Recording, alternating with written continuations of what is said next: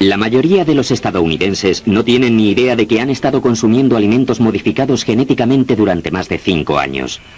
No me gusta el término alimentos modificados genéticamente. Casi todos los alimentos han sido modificados genéticamente. Pongamos el ejemplo de la manzana. Hay decenas de variedades de manzanas. ¿Cómo se han obtenido todas estas variedades? Modificando la manzana por medio del cultivo tradicional. Se cruza una manzana con otra manzana y así salen diferentes manzanas, con distinto color, distinto sabor y distintas funciones.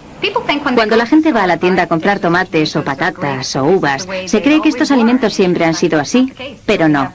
Esta es una variedad salvaje de patata que realmente parece el ancestro de esta patata moderna, pero es la misma patata, a no ser por unos cuantos genes diferentes que fueron introducidos mediante un cultivo selectivo.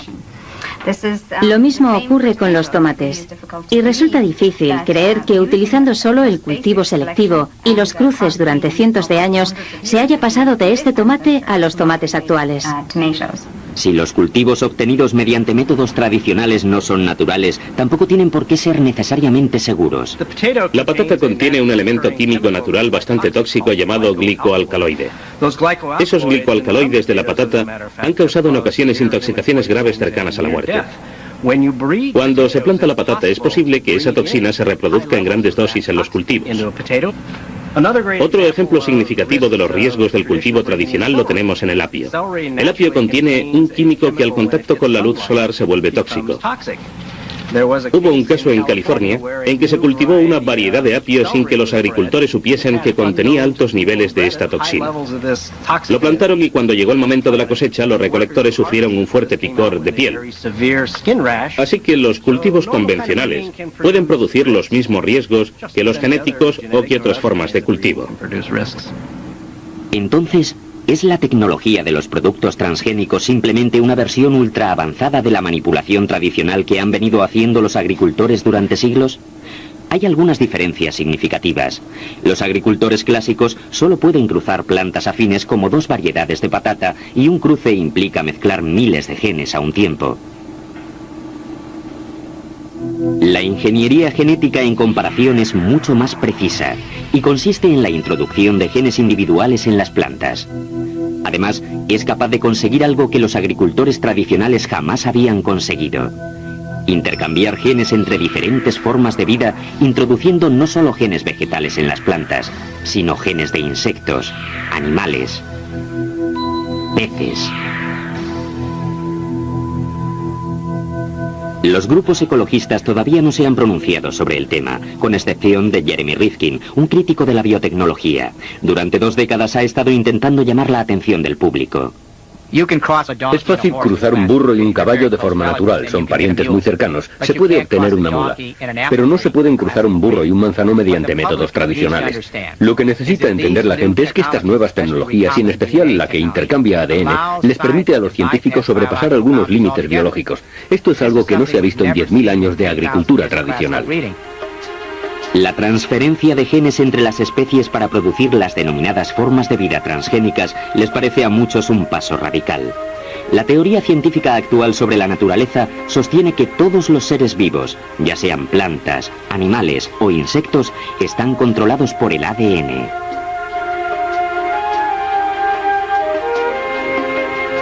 Todos se basan en miles de genes diminutos que controlan el crecimiento de las cosas. Genes similares entre todas las especies, entre los humanos y los alimentos que comemos.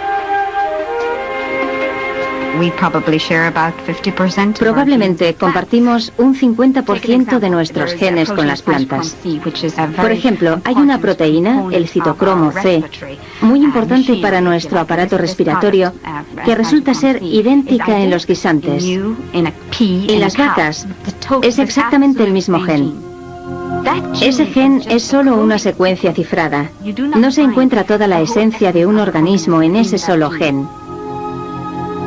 Los científicos argumentan que ya que son cientos de miles de genes los que componen la mayoría de los animales y vegetales, la transferencia de un solo gen no altera la esencia de un ser vivo. Un tomate con, por ejemplo, el gen de una vitamina porcina sigue siendo simplemente un tomate. Pero, ¿cómo se introducen los genes en las plantas? Los científicos del centro de Cornell han inventado un método un poco rudimentario pero eficaz, denominado pistola de genes. La munición son genes. El objetivo, una planta. El disparo es accionado mediante gas comprimido. Ampliado muchas veces, el proceso funciona así.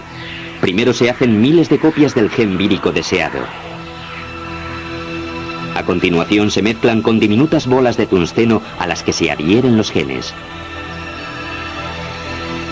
Cuando se disparan las bolas, los genes son transportados hasta las hojas.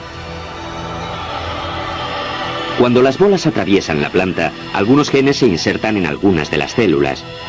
Estas células transformadas pueden reproducirse en cultivos para convertirse en nuevas plantas, plantas transgénicas.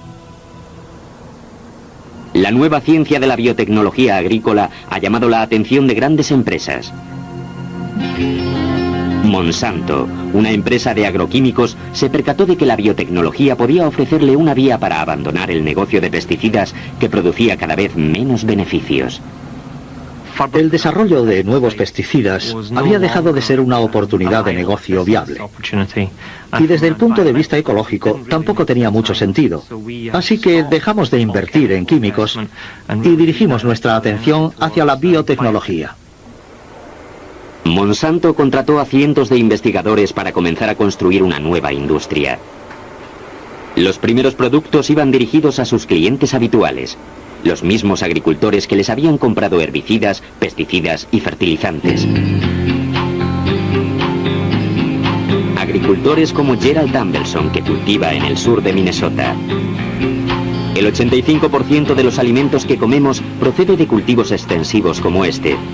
Sobre 1.100 hectáreas de terreno, Gerald Tambelson cultiva solo dos productos, maíz y soja. Los norteamericanos están acostumbrados a comprar la comida barata, así que para mantener el negocio, Tambelson recurre constantemente a la tecnología para reducir costes.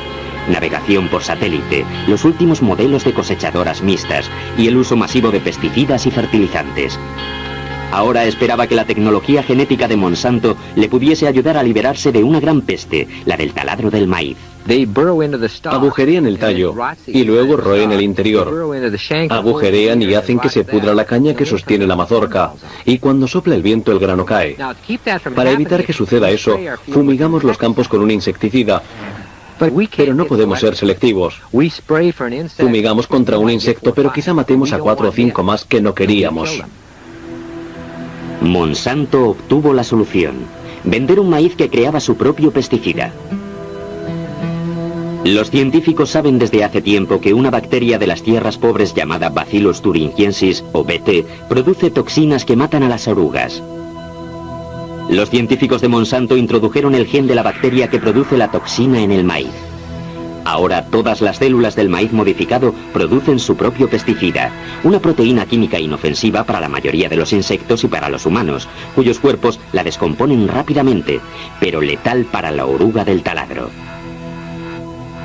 Al ver que el maíz BT sustituía a los pesticidas, muchos creyeron que la ingeniería genética podía ayudar a salvar el medio ambiente. Es necesario haber estado aquí para saber lo que ocurre después de haber fumigado con un insecticida. Nos ponemos guantes de piel y monos de trabajo para que no nos afecte. No es nada divertido. Me da miedo hasta imaginármelo. No quiero ni verlo en la cabaña donde guardo las máquinas cuando andan mis nietos por aquí. Eso es el tipo de cosas que no tenemos que soportar con el maíz BT. La soja, también modificada genéticamente para conseguir cultivos sin tanto herbicida, fue recibida junto al maíz BT con gran entusiasmo. En un par de años la mayoría de la soja y el algodón y una tercera parte del maíz habían sido modificados genéticamente. Este terreno va a producir una cantidad de plantas como no nos habíamos imaginado que conseguiríamos en 10 o 15 años. Hasta tengo envidia de mis hijos porque van a comenzar en un momento que para mí es muy importante.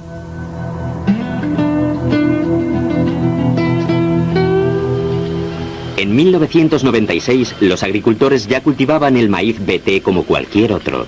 Lo mezclaban con otros cultivos no modificados y enviaban todo el grano a las procesadoras de alimentos que hay por todo Estados Unidos. Dado que el maíz y la soja se utilizan en cientos de productos, estos organismos modificados genéticamente, u OMG, se introdujeron rápidamente en todo tipo de productos, desde cereales a sodas, y en los estómagos de millones de norteamericanos. Los consumidores no tenían ni idea de que la comida había sufrido este proceso. Unos meses después de haber entrado en Europa, quedó patente que las fortunas que estaban generando los alimentos transgénicos iban a dar un giro.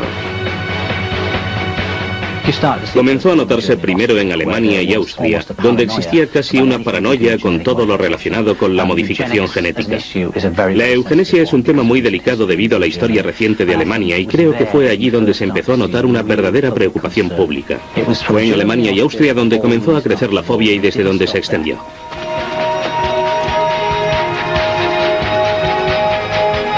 Los grupos ecologistas como Greenpeace Internacional se manifestaron en un país tras otro. Llegaron incluso a verter soja transgénica frente a la residencia del primer ministro británico. La gente está empezando a mostrarse bastante escéptica ante la capacidad de las pruebas científicas para decirnos todo lo que necesitamos saber sobre innovaciones potencialmente irreversibles. Y la ingeniería genética parece haber traspasado esa frontera de lo que podemos saber y debemos hacer. Los agricultores vieron cómo sus cultivos eran destruidos. Las marcas de las empresas alimentarias fueron atacadas. Los supermercados se vieron obligados a retirar los productos transgénicos de sus estanterías. Se generó un amplio movimiento popular de gente enfadada por no haber sido consultada sobre la introducción de los alimentos transgénicos. No hay ningún beneficio para los consumidores europeos y evidentemente hay riesgos, así que es muy lógico que si compras algo que no aporta beneficios, sino riesgos, te opongas a ese producto. Por el momento todos los beneficios son para los agricultores norteamericanos y supongo que eso no se aprecia en Europa. Mientras aumentaban las manifestaciones en contra, la Unión Europea votó una prohibición. No se comercializaría ningún producto modificado genéticamente hasta nuevo aviso, y todos los productos transgénicos importados tendrían que estar etiquetados. El aumento de la oposición en Europa parecía cuestionar todo el futuro de los alimentos transgénicos. Un aspecto que puede subyacer a esta preocupación es que los transgénicos quizá no estén demasiado bien, pues van contra la voluntad de Dios. Es una manipulación del orden natural de las cosas, que atenta casi contra el sentimiento religioso. ¿Qué garantías tenemos de que podemos comer estos productos transgénicos sin miedo? Por primera vez en la historia estamos introduciendo genes de fuentes nuevas, genes que contienen códigos de proteínas que no hemos experimentado nunca en el cuerpo humano. Estoy seguro de que muchos de ellos serán seguros, pero si la mayoría de ellos son seguros, no se sabe. No se puede demostrar que sean seguros. No se puede probar que ninguna tecnología nueva que existe actualmente en el mundo sea totalmente segura. Ya se trate del teléfono móvil, que te pegas al oído y que te puede afectar, del tendido eléctrico que tienes sobre la cabeza, o si eres mujer, de la píldora anticonceptiva, o de una terapia de sustitución de hormonas. No podemos demostrar que ninguno de estos hechos sea totalmente seguro. Lo que se puede intentar es tratar de minimizar los riesgos haciendo los controles adecuados. Y eso es lo que tenemos que hacer con los alimentos modificados genéticamente. Los nuevos cultivos pasan un control de toxicidad consistente en alimentar a los ratones con proteínas creadas genéticamente en dosis 1000 veces mayores que las que recibirían los humanos. Estos productos, estos cultivos, han sido elaborados mediante una tecnología que ha pasado más pruebas que cualquier otro producto alimenticio anterior a ellos. Para verificar que los alimentos transgénicos son sustancialmente iguales a sus equivalentes no transgénicos, los científicos comparan su composición química molécula a molécula, analizan los cultivos modificados y los no modificados.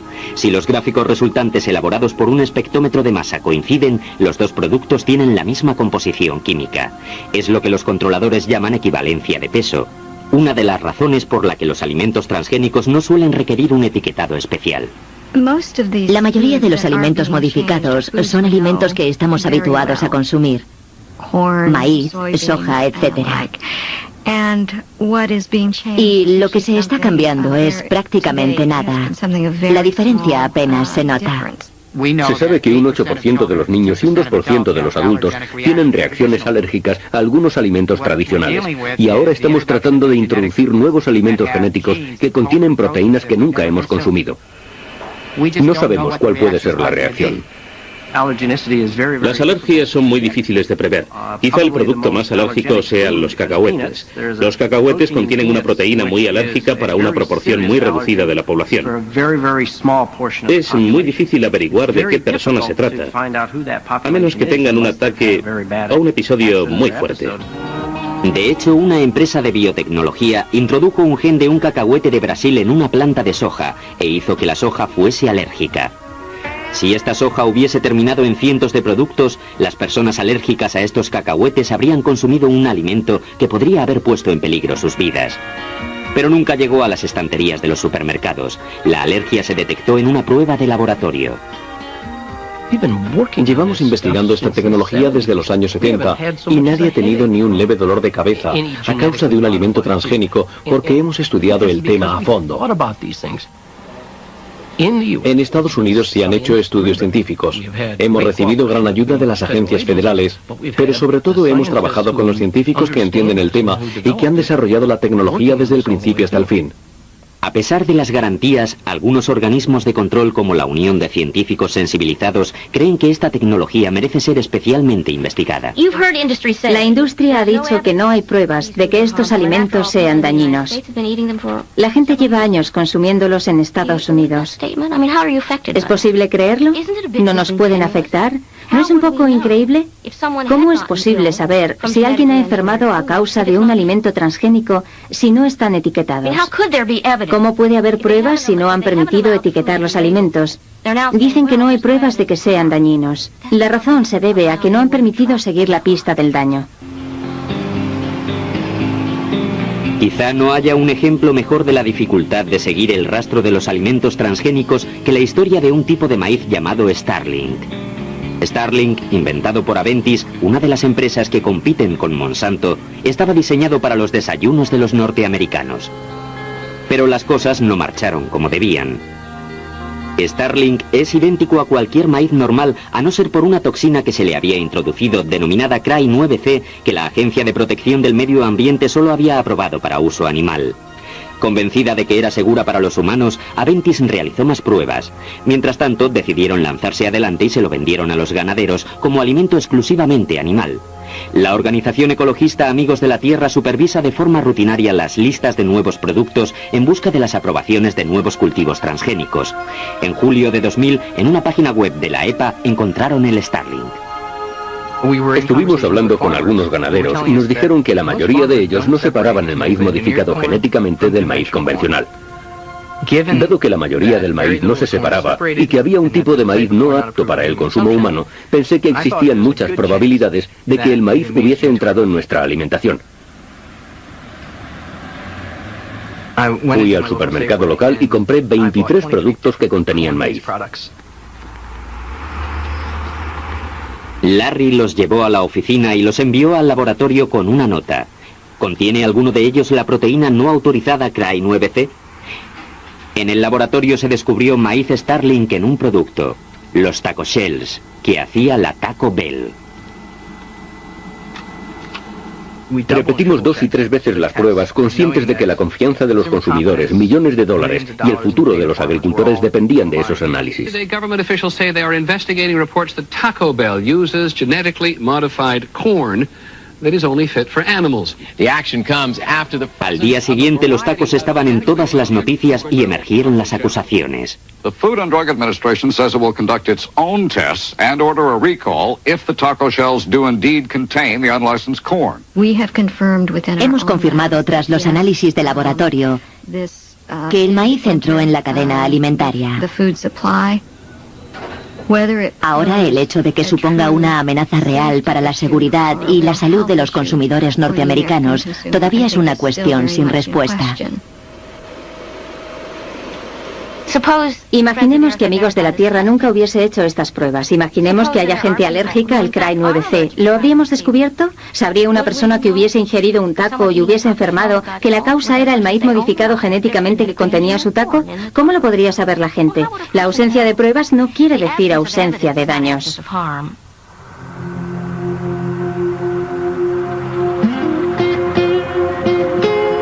Pero ¿cómo llegó el maíz destinado al uso animal a los estómagos de los norteamericanos? Aventis cometió un gran error al asumir que los miles de personas que tomaban miles de decisiones al día en sus plantaciones iban a separar el maíz Starling del maíz convencional. Los días de cosecha duran 14 horas. Los agricultores trabajan hasta bien entrada la noche y tienen que aguantar mucha presión. Los precios de los productos agrícolas son muy bajos. Hay incluso quien quiere introducir el maíz Starling en la cadena alimentaria para obtener un precio más alto. Hay tantas razones por las que el maíz Starling podría entrar en la cadena alimentaria que no conviene correr el riesgo. Con un coste de 500 millones de dólares, Aventis ha retirado finalmente el maíz Starling del mercado, pero después de que se hubiese comercializado por todo el mundo. Se ha encontrado maíz Starling en una levadura de Japón. Se ha encontrado en Corea, en el Reino Unido y en Dinamarca. Así que la contaminación está por todo el mundo.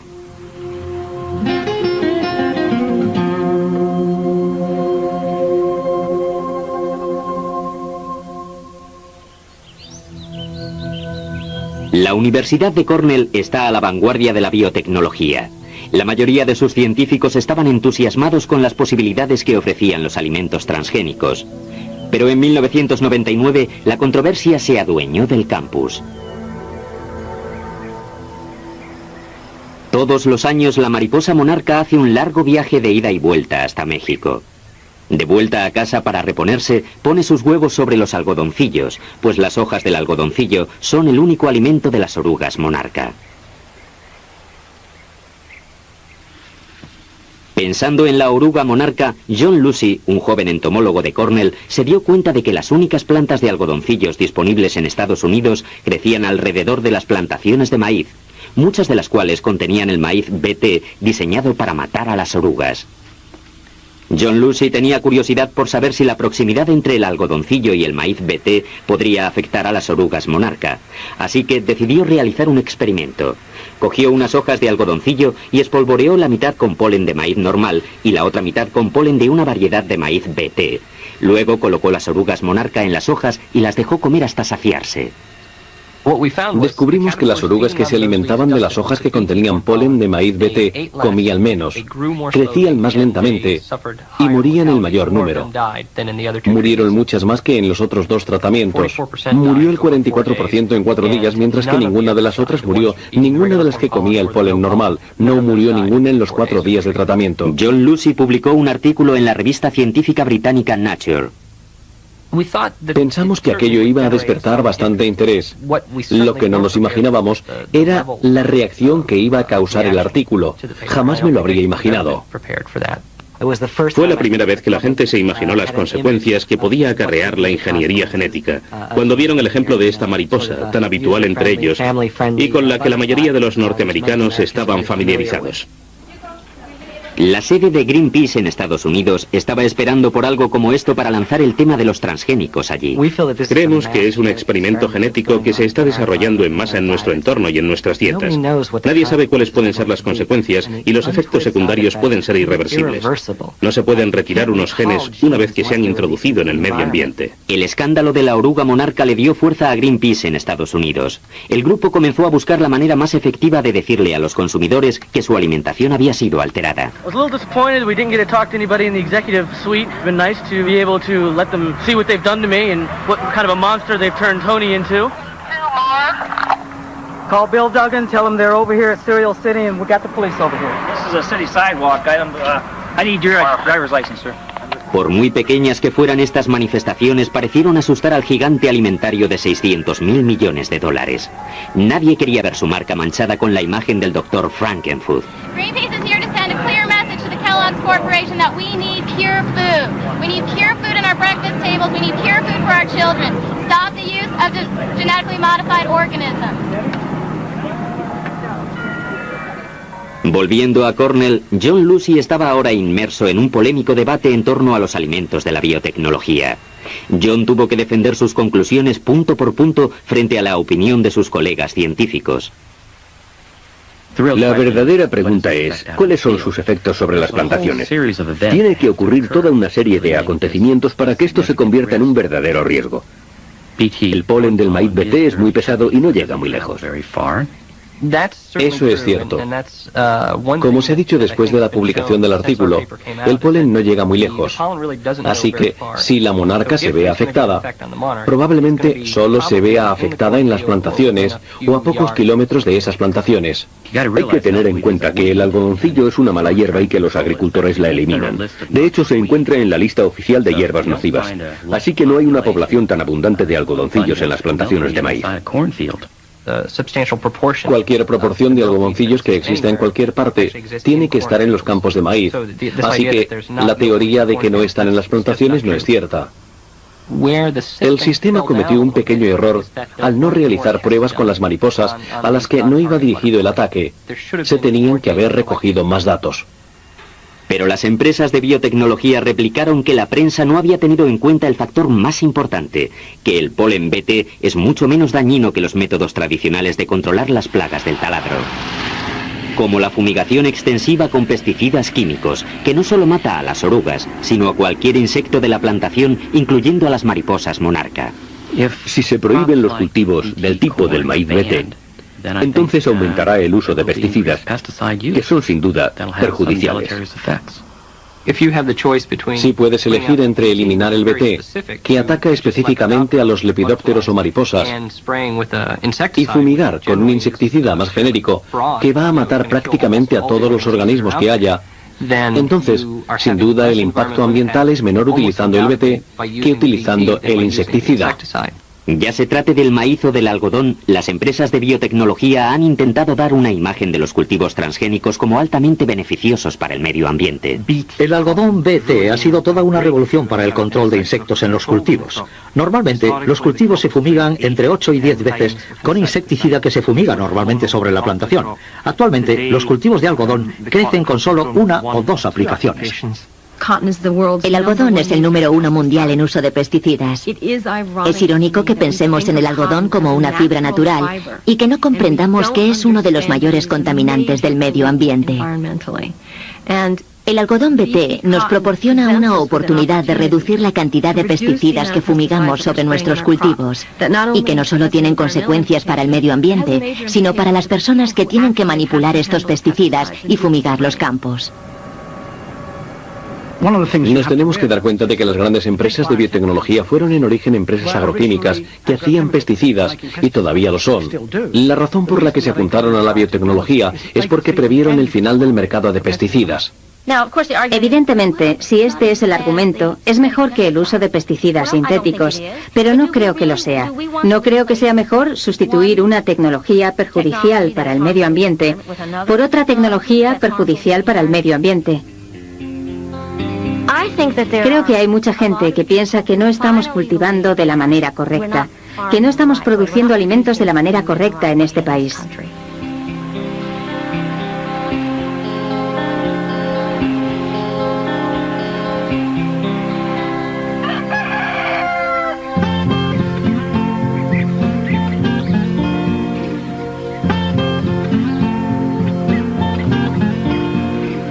Bienvenidos a la huerta Full Belly. Esta huerta es muy distinta de las plantaciones industriales modernas. En vez de 2 cultivos, Paul Muller, un agricultor de California, cultiva 70 variedades en tan solo 80 hectáreas. Todos los cultivos son biológicos. Aquí tenemos una de nuestras plantaciones de otoño. No es un terreno muy grande, solo mide algo más de 2 hectáreas. Aquí cultivamos cantidad de productos. Todos los otoños recogemos para vender brócoli, calabazas y coles de distintos tipos, vegetales que aguantan el invierno. Aquí tenemos remolacha y lombarda, y aquí lechugas, cebollas, remolacha azucarera y vegetales de este tipo.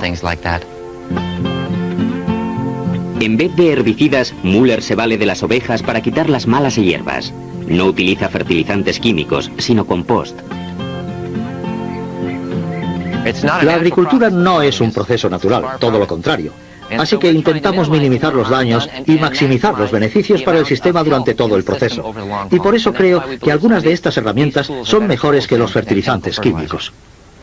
Pero hay un producto que Muller utiliza de vez en cuando para controlar las plagas. Algo que le ha hecho volverse en contra de la industria de la biotecnología. El pesticida orgánico conocido como BT. El BT que utilizamos es muy específico, no tiene una vida muy larga y lo usamos esporádicamente.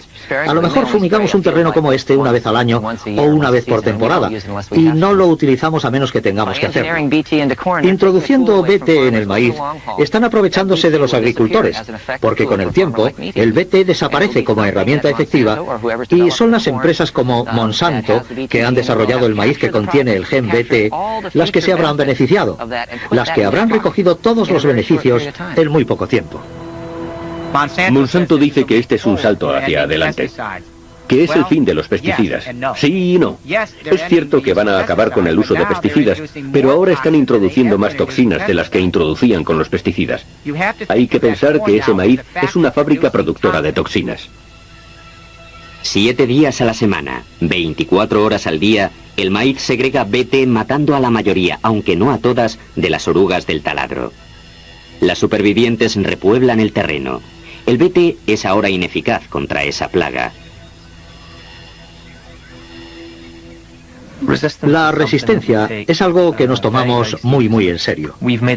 Hemos invertido en esta tecnología durante una década, así que nos interesa que dure otros 10 o 20 años.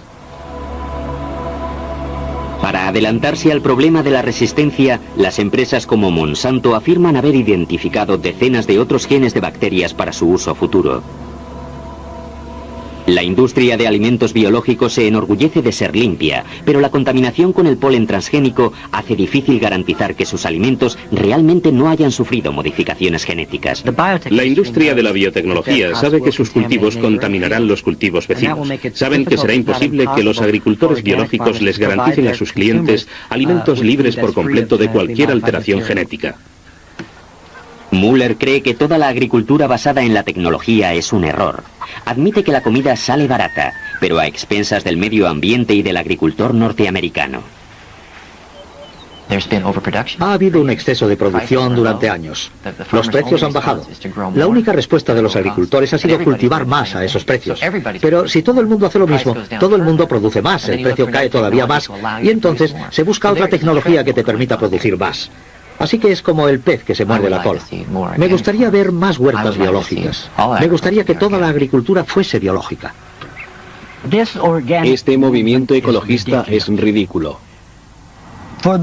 Los que quieran plantar cultivos biológicos, adelante, que Dios les ayude.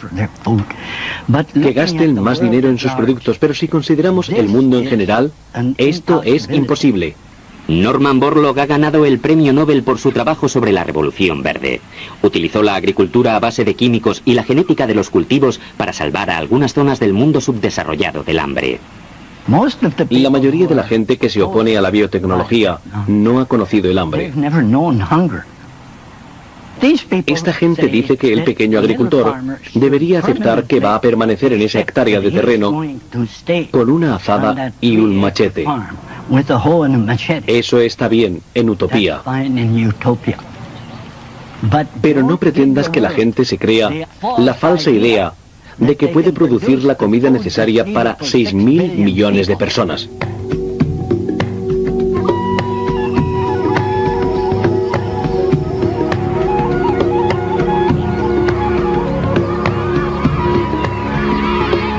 En África, prácticamente todos los agricultores son agricultores biológicos. Aquí lo llaman agricultura de subsistencia. Expuestos a las veleidades del tiempo, arruinados por las plagas anuales y la pobreza de la tierra, y demasiado pobres para comprar fertilizantes y pesticidas, a la mayoría apenas le llega para alimentar a sus familias. Este agricultor cultiva la batata, un alimento básico, pero que sufre constantemente el ataque de los gorgojos y del virus del moteado plumoso. Este es un síntoma típico del virus del moteado plumoso. Este cancro y la reducción del tamaño. Así que es una batata de mala calidad. Este no es el color de la batata. El color normal debería ser este. El color ha desaparecido a causa de la enfermedad. ¿Cuánto mide? ¿1 hectárea? Tiene 2 hectáreas. De aquí debería sacar quizá 4 veces lo que obtiene ahora. Los métodos de cultivo tradicionales han impedido por ahora que el virus acabe con todas las plantaciones de batata. Pero este tipo de agricultura de subsistencia no puede sacar a los kenianos de la pobreza o alimentar a su creciente población. Para romper el ciclo, Florence cree que los agricultores kenianos deben aumentar la productividad. Y la forma más rápida de lograrlo, opina, es utilizando la biotecnología. El Instituto de Investigación Agrícola de Kenia realizó una serie de pruebas de campo. Los resultados fueron sorprendentes. Mientras que la planta enferma solo daba pequeñas hojas dañadas, la variedad transgénica crecía vigorosa y esbelta. Y bajo tierra la diferencia era todavía más pronunciada. La variedad transgénica era grande y sana. Las batatas sin modificar cultivadas según los métodos tradicionales no podían competir. La agricultura biológica no ha funcionado en África y no va a funcionar. No es la respuesta. Irónicamente, dice Florence, la respuesta para el mundo menos desarrollado es la tecnología más avanzada. En comparación con el coste y la complicación de los compuestos químicos, la tecnología genética parte de las semillas. Todo lo que tiene que hacer el agricultor es plantarlas. Pero los grupos ecologistas rechazan la premisa de que los transgénicos sean necesarios para alimentar al mundo. Creo que es un ardid que juega con el sentimiento de culpabilidad de la gente acomodada, que siente que si no aprueba esta tecnología y compra los productos, quizá el resultado sea que la gente muera de hambre en los países subdesarrollados. Vivimos en un mundo donde 800 millones de personas pasan hambre mientras se produce comida suficiente para 9.000 millones de personas. Y solo hay 6.000 millones de personas en el planeta. ¿Por qué no se distribuye esa comida de forma más equitativa? Porque la gente que no la puede comprar tampoco la recibe. Simplemente no se la dan. No tienen ni idea de lo que están diciendo. La gente que habla así es porque va al supermercado y coge toda la comida que quiere. Y se piensa que igual aparece en el resto de supermercados. Los costes de transporte en este país son enormes. Incluso si nos diesen la comida gratis, había costado algo para llegar aquí. Y luego está el orgullo. Si no puedes alimentar a tu familia, si no te puedes alimentar a ti mismo, te crees que eres inútil. La gente se enorgullece de alimentar a sus familias, de poder salir a comprar. ¿Quién va a querer ser un mendigo? ¿Cómo es posible pensar que la gente va a estar esperando a recibir la comida mientras pasa hambre? Le guste o no a la gente de los países desarrollados la biotecnología, no deberían negarle los posibles beneficios a la gente de los países en vías de desarrollo. En este momento hay 800 millones de personas con malnutrición crónica.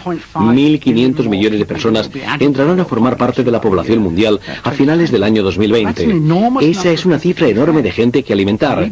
Creemos que la biotecnología junto a la agricultura ecológica serán capaces de alimentar a esa población.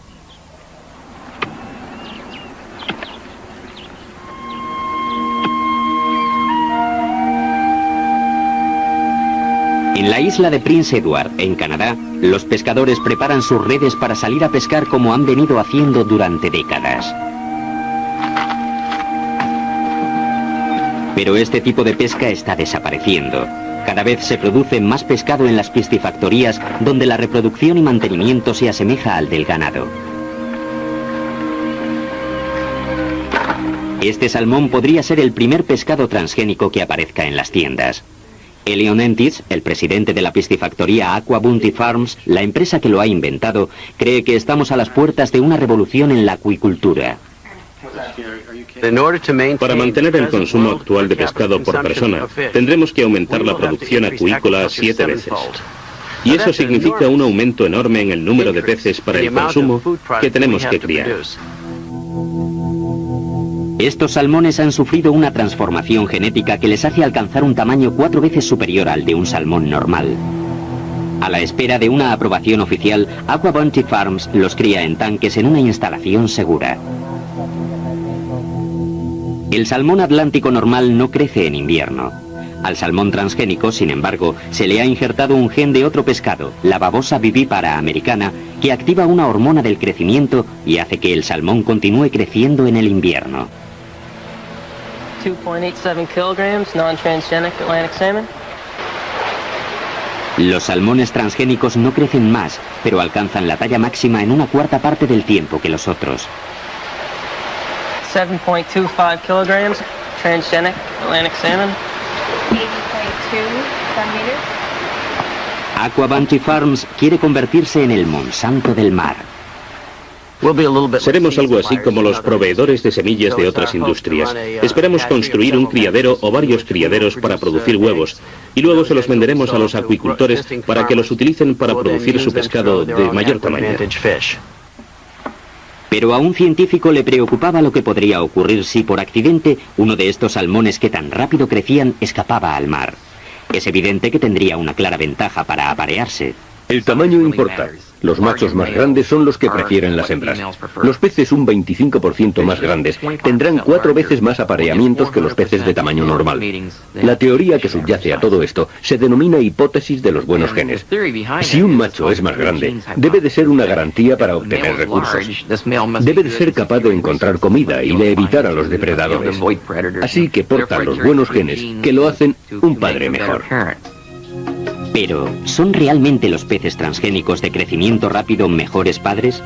Los peces escapados tendrían que competir con los peces salvajes para encontrar comida, evitar a los depredadores y producir una descendencia con futuro.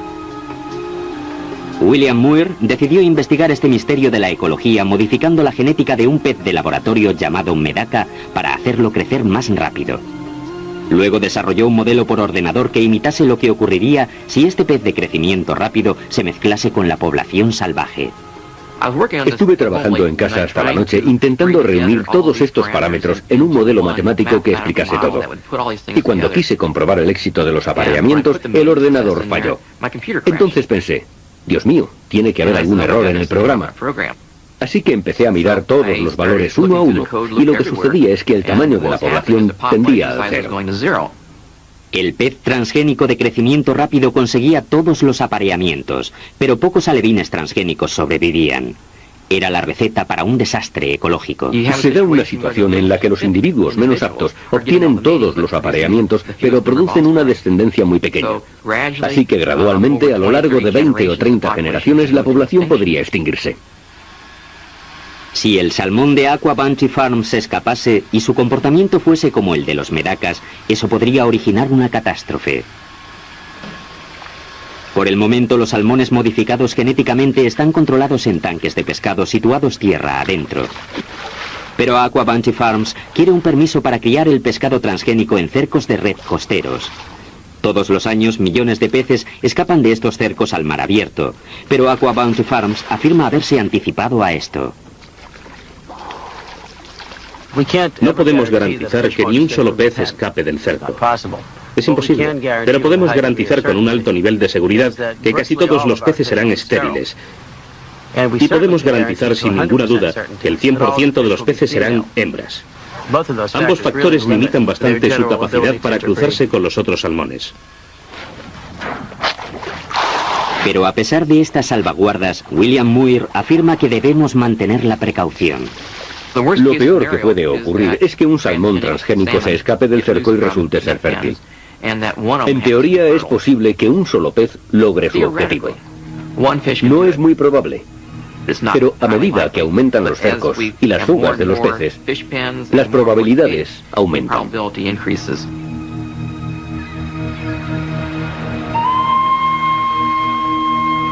En comparación con el polen BT que penetra unos metros en los campos colindantes, un salmón transgénico huido puede dispersar sus genes por todo el océano.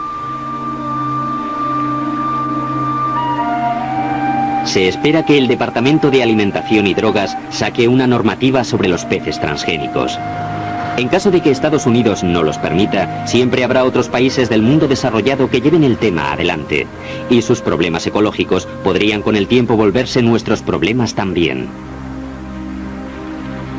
Sea cual sea el destino del pescado transgénico, hay otros muchos productos transgénicos que están en estudio. Los científicos de Cornell están trabajando en la segunda generación de organismos modificados genéticamente y están yendo más allá de la simple producción de alimentos. Algunos, como Charles Hansen, quieren elaborar medicinas. Durante 10 años ha estado intentando crear una vacuna más segura para la hepatitis B y el virus de Norwalk, enfermedades que matan a millones de personas en el mundo subdesarrollado. ¿Cómo podemos ofrecerles una vacuna eficaz y al mismo tiempo hacer que estos países subdesarrollados dependan menos de la filantropía y de la gran industria? ¿Cómo les podemos proporcionar la tecnología a los países del tercer mundo para que ellos elaboren las vacunas? La propuesta radical de Charles Hansen es hacer una vacuna comestible, un plátano modificado genéticamente. No me imagino un plátano medicinal al que acude una romería de gente del pueblo a coger un plátano cada vez que quiera. Es una medicina. Me imagino algo así como los potitos de los niños, un puré que se puede envasar en cientos de miles de pequeños tarros de papilla de plátano para bebés, donde cada potito se puede analizar y se puede comprobar que la dosis es uniforme, que está libre de cualquier tipo de toxina bacteriológica o de lo que sea. La clase de trato que recibe todo producto farmacéutico, pero aplicando la tecnología de la industria alimentaria que existe en los países en desarrollo a la medicina. Dado que los plátanos eran difíciles de tratar, comenzó con las patatas, luego con los tomates. Los plátanos son los próximos. Si todo marcha bien, Hansen espera tener la aprobación de una vacuna comestible en 6 años. Quizá la biotecnología se encuentre en su infancia, pero según el doctor Kelly Sandonaikus, es evidente que producirá la transformación de muchas industrias, desde la farmacéutica hasta la de materiales sintéticos. Al igual que la aviación y los ordenadores con anterioridad, la biotecnología tiene el potencial de cambiar el mundo. La biotecnología se parece mucho a la informática. Es una gran tecnología con amplias aplicaciones. La agricultura y la alimentación son solo una de sus aplicaciones. La farmacéutica, el procesamiento de los desechos, la ingeniería forestal, la cosmética, la energía, etc. El potencial es tan grande que es difícil rechazarlo. Nadie lo rechaza. La perspectiva de que la biotecnología domine el comercio del siglo XXI no ha pasado desapercibida en Europa. En febrero de 2001, la Unión Europea dio un giro radical en su postura al votar el fin de la prohibición de los cultivos transgénicos. En su lugar, instauró un riguroso sistema para regular, etiquetar y reconocer los transgénicos. Algunos políticos europeos, como David Bowe, creen que Greenpeace no tendrá el apoyo suficiente para anularla. Algunas de las campañas que está llevando a cabo Greenpeace han perdido ímpetu. Mucha gente estará de acuerdo en que solo funcionan una vez. Después, cuando gritas otra vez "el lobo", todo el mundo te ignora. Y creo que eso es lo que está sucediendo con algunas campañas de Greenpeace. Creo que mientras seamos firmes en nuestras normativas y las hagamos en interés del público, obtendremos la aceptación de los productos transgénicos en el mercado, ya se trate de alimentos, productos farmacéuticos o cualquier otra aplicación que se descubra.